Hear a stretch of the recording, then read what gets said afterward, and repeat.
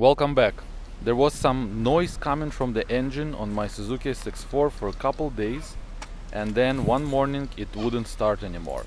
And the reason is that the battery was dead. I immediately suspected that the generator stopped charging the battery, even though there was no warnings on the dash that the generator didn't work. And as you can see, the battery is dead. In this video I will show you how to replace the generator on Suzuki SX4 2-liter engine. And to move it around into my garage, I'm gonna take the battery from my Volvo 240, switch it and take it around my house. I'm gonna show you how to basically check if the generator is working or not. Now, if the car is off, your battery should give out around 12 volts. When the car is running, it should show around 14 volts, which means the generator is working and it's charging the battery. So let's do a quick check. The car is off, and obviously this battery from Volvo is charged and it shows 12.5 volts. Let's start it and listen to the noise.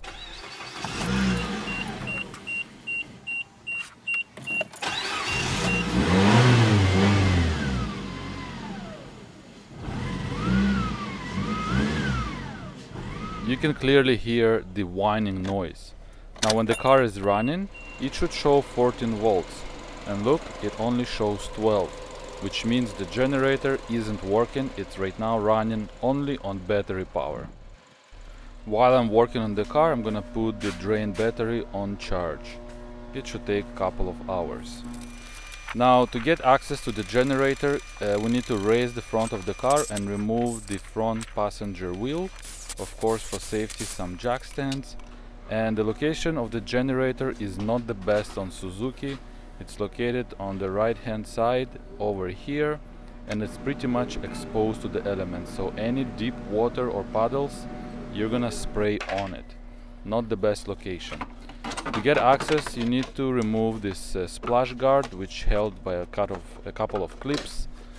My clips are gone for a long time. I'm using some zip ties. The generator is held by two bolts, one at the bottom, one on top. You can't see the top bolt right now. This is the 14mm bolt over here and the bracket. The tensioner, we need to remove the belt, of course. The tensioner is over here. You need to take 14mm wrench and clockwise remove tension and then slip the belt off. Let's do that.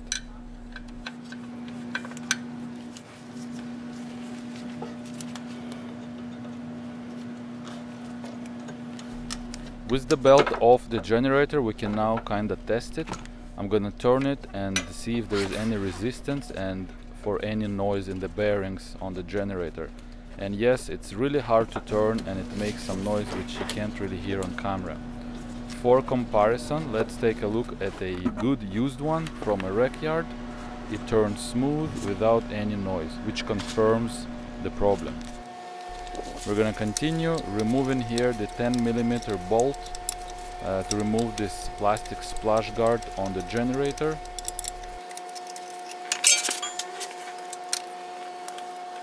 And now to the bottom of the bracket, 14mm socket. I'm gonna remove all three bolts, including the bracket, just so it's easier to remove the generator later.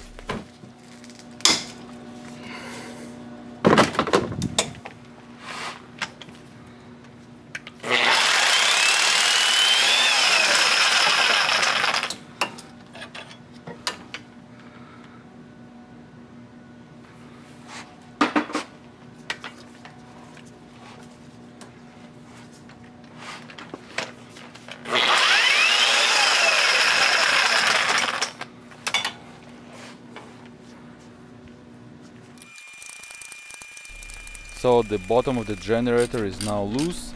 The hardest part is to get to the top bolt, which is a 12mm socket. And let's take a look at the used generator, how the whole setup is held on the car. So this is a used one. The bottom bracket is holding the generator at the bottom, and there is a bolt at the top, the 12mm, which is hidden by the steering pump. At the back we have the control connector that we need to remove, and a positive lead which is held by 10mm nut. Let's continue on. It's very hard to film, but I've taken off this 10mm nut from the positive lead on the generator, and I'm gonna show you this is the lead, and it's also protected by a rubber grommet from any short circuits.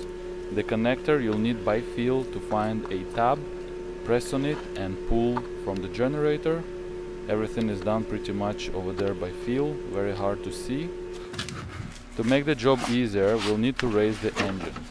Now I'm gonna put a jack under the oil pan with a wooden brick, and you'll need to remove the right hand side engine mount bolt. This will allow you to raise the engine up to get an easier access to the steering pump. But before that, we'll also need to remove this air filter box. I'm gonna show you in a moment. The bolt is out. The air filter box, there is two clips which hold the filter itself, and this is the clip on the one side and on the other side, and then there is 10mm bolt that you'll need to remove, and then you just pull it up towards you. Now there is a much easier access to get to the power steering pump. I've removed the 3 bolts, and this is what takes the most of the time, to remove those 3 bolts to be able to raise the steering pump just like that, and this will give you access to the top bolt on the generator. So that's what's involved.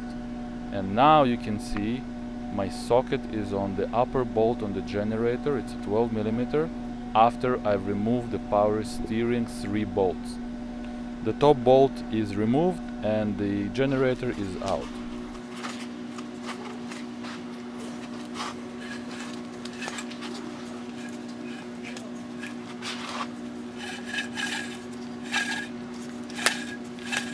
So this is what was making the noise over a couple of days on my car before it died. I will try and replace the bearings, so this way I'll have a spare generator on hand. And both generators are identical on the markings. Now installation is obviously in reverse, and the hard part was to install the top bolt while holding at the same time the generator by hand. So it took me a long time to get it in, and finally the top bolt is in place, the connector at the back connected, and the power lead is in place.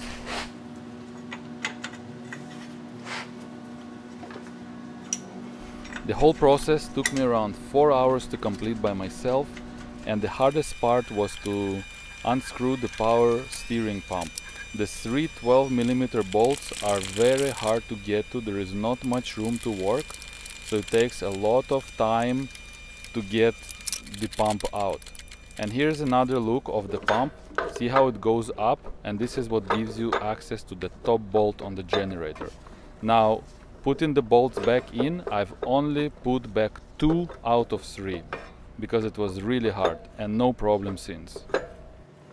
Last check before we start the engine. The accessory belt is on. I've connected the connector on the generator, the cable is connected. I put the cover back on, filter back on, the engine mount bolt I screwed back in. The battery is fully charged and it's in the car, and it shows 12.5 volts. So let's start the engine and see what we have.